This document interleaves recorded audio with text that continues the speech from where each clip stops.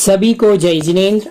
आरिकामा 105 विज्ञानमती माताजी द्वारा विरचित विवेक मंजूषा ग्रंथ का वाचन चल रहा है और इसमें हम विवेक के विषय में बहुत अच्छी अच्छी चीजें समझ रहे हैं, जिसमें हम आज की जो क्लास है, आज का जो हमारा एपिसोड है, इसमें हम रसोई घर के विषय में समझेंगे कि रसोई घर में रहते हुए हमें किन किन प्रकार की सावधानियों का और किस किस प्रकार की हमारे लिए विवेक का ध्यान रखना चाहिए।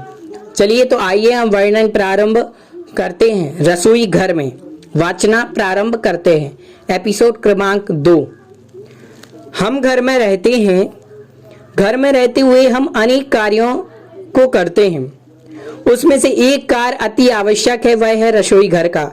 नहाए धोए बिना, झाड़ू लगाए बिना, साफ सफाई किए बिना दिन और सप्ताह भी निकला जा सकता है, लेकिन रसोई घर का काम किए बिना, भोजन बनाए बिना एक दिन भी नहीं निकल सकता है। क्यों? क्योंकि भोजन के बिना हमारा काम चल ही नहीं सकता है। मेरे अनुमान से भारत के लगभग सभी घरों में भोजन बनता है। कुछ लोग जिनके पास भोजन बनाने का समय नहीं है, या जो आलसी हैं, अथवा जिनको अपने भावी या अगले भाव अथवा वृद्धावस्था तक शरीर को स्वस्थ बनाए रखने का ख्याल नहीं है, वे लोग अपने घर पर भोजन न बनाकर ढाबा, होटल, भोजनालय आदि स्थानों में से भोजन मंगवा करके उधर पूर्ति करते हैं, क्षुधा मिटाते हैं।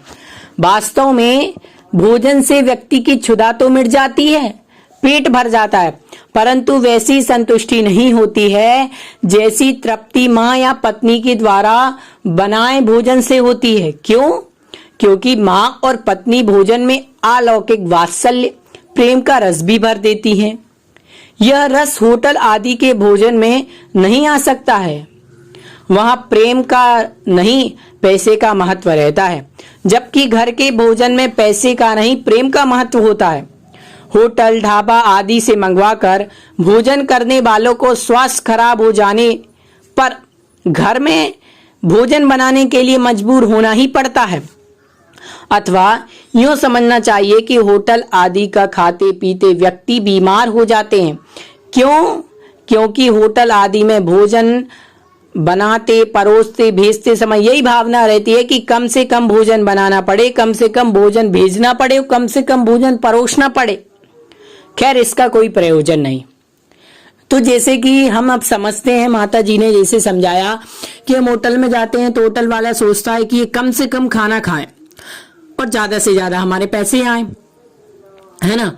और वहां पर कितने किस किस प्रकार से बनाया जाता है, वहीं पर वेज बन रहा है, वहीं पर नॉन वेज बन रहा है, और हम वहां पर खाते हैं तो वही लोग बनाते हैं, ना वो नहाते हैं ना धोते हैं, बहुत ही गंदे तरीके से भोजन बनाते हैं, तो उसमें नकारात्मक ऊर्जा भी आती है।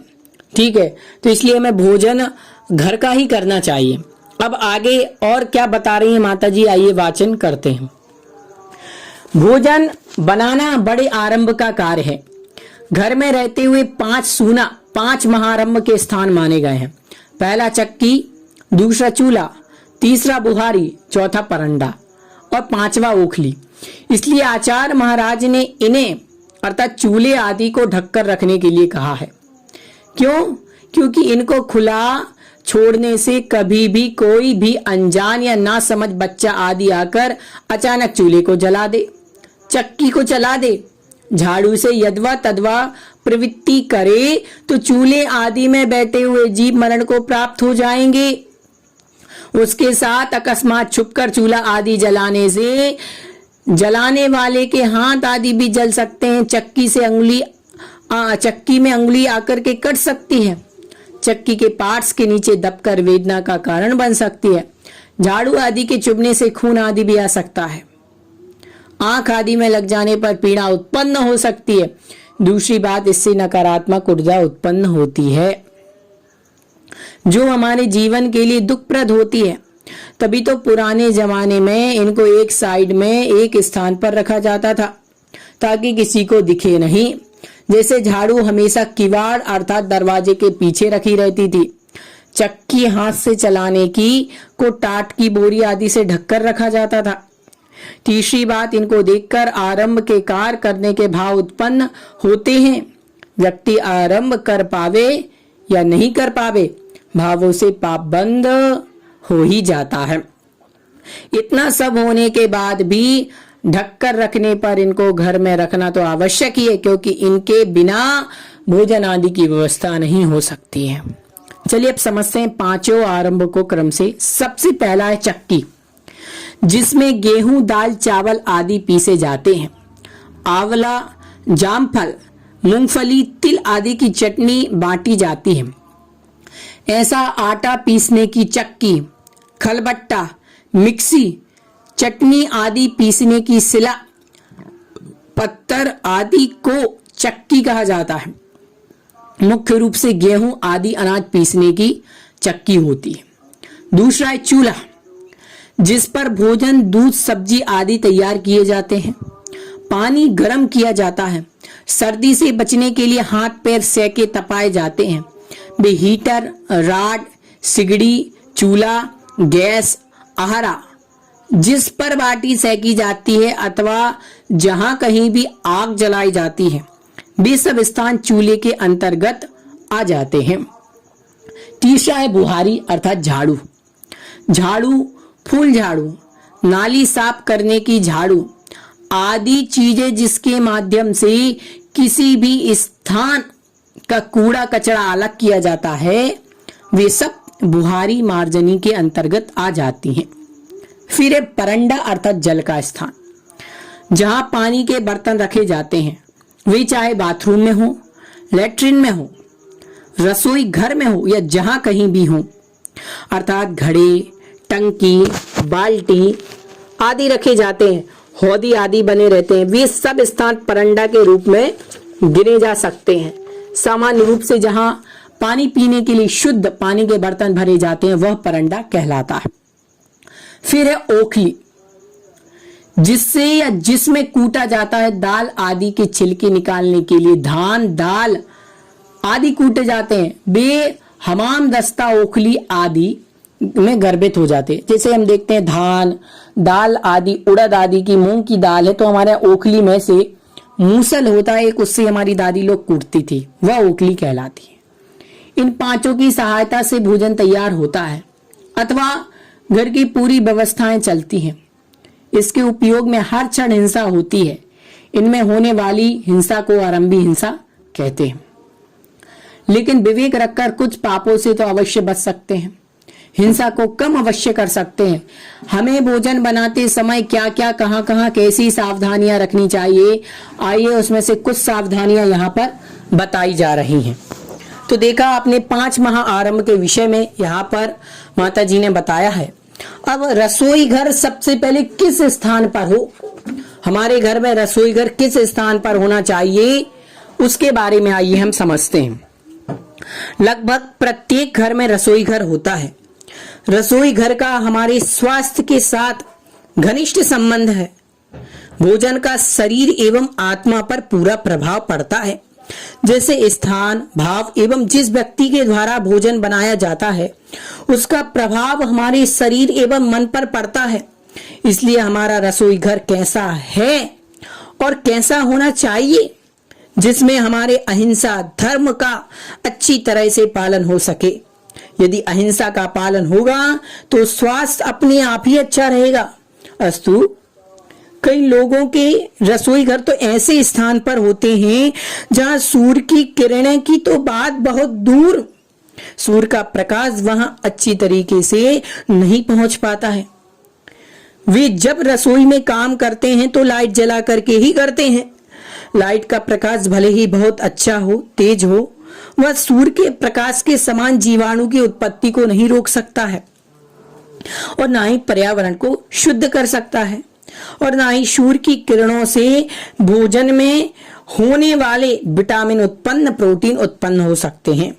ऐसे रसोई घर में बने हुए भोजन का भोग करते हुए क्या हम रात्रि भोजन के त्याग को निभा पा रहे हैं? अंधेरे स्थान पर बनाए गए भोजन में और रात्रि में बनाए गए भोजन में हिंसा की अपेक्षा कोई अंतर नहीं है।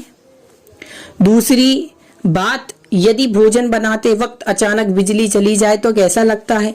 अंधेरे के कारण कितने जीवों की हिंसा हो सकती है। तीसरी बात, रसोई घर में भोजन बनाकर भले ही हम साधुओं को प्रकाश वाले स्थान पर आहार भोजन करावें तो क्या हम पाप का बंध नहीं होगा, क्योंकि हम अंधेरे अर्थात बिजली के अभाव में, बिजली के प्रकाश में जो भोजन बनाते हैं। अतः हिंसा से बचने के लिए, स्वास्थ्य को बनाए रखने के लिए भले ही एक कमरा कम हो, लेकिन रसोई घर ऐसे स्थान पर हो जहां सूर्य की किरणों का प्रवेश हो। यदि इतना नहीं हो सके तो कम से कम सूर्य का प्रकाश तो वहां तक पहुंचे ही। तो देखा बंधुओं, आपने माता जी ने कितनी अच्छी बात बताई कि हम अपने जीवन में 5 महाआरंभ को तो करते ही करते हैं। प्रति समय, जो प्रति समय हिंसा का कारण बन रहा है वह आरंभ कहलाता है, और ऐसी हिंसा प्रति समय हो रही है। इसलिए हमें चक्की, चूल्हा, ओखली, इनका तो प्रतिदिन ही हमारे यहाँ प्रयोग होता है, चूल्हे का प्रयोग होता है, भोजन बनाते हैं, तो कितनी हिंसा होती है। तो उस हिंसा को हम कम तो नहीं कर सकते हैं, पूर्णतः उसको हटा तो नहीं सकते, लेकिन कुछ हिंसा से, अल्प हिंसा से, अपने विवेक से, अपनी समझदारी से बचा जा सकता है। तो हमें ध्यान रखना चाहिए कि आजकल आप लोग होटल में भोजन करने जाते हैं तो होटल का भोजन तो अभक्ष्य ही महाभक्ष्य है। घर में भी आज बड़ी बड़ी सिटियों में जैसे मैंने देखा कि लोग भोजन बनाते हैं तो उनके घर में, रसोई घरों में किसी भी प्रकार का प्रकाश नहीं है। सूर्य का किरणें तो बहुत दूर की बात है, सूर्य का प्रकाश भी वहां तक नहीं पहुंच पाता है। यदि वहां पर 2-3 लाइटों को नहीं जलाया जावे तो वहां पे भोजन नहीं बन सकता है। इसलिए हमारे लिए आप अपने घर में एक कमरा कम बनाएं या कैसे ही बनाएं, लेकिन हमारे घर में ऐसा रसोई घर होना चाहिए, ऐसा वो रसोई का कमरा होना चाहिए जहां पर सूर्य का प्रकाश पहुंचता हो। यदि आपके कमरे में सूर्य का प्रकाश नहीं पहुंचता है तो वो भोजन आपका जैसे रात में भोजन बनाया हुआ है वैसे ही समान है, क्योंकि सूर्य के प्रकाश के अभाव में जीवों की उत्पत्ति अधिक होती है और अंधेरे के कारण से कितने जीव भोजन आदि में प्रवेश कर जाते हैं, हम देख ही नहीं पाते हैं। इसलिए हमारा रसोई घर प्रकाश में होना ही चाहिए।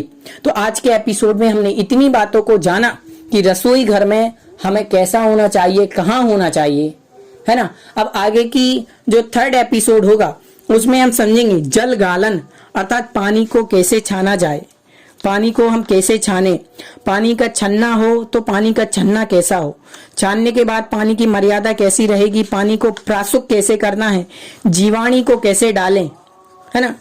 चलिए, तो आज की कक्षा में इतना ही। अगली कक्षा में और हम नए विषय को लेकर के उपस्थित होंगे। माता जी के चरणों में बारंबार वंदामी वंदामी वंदामी। सभी को जय।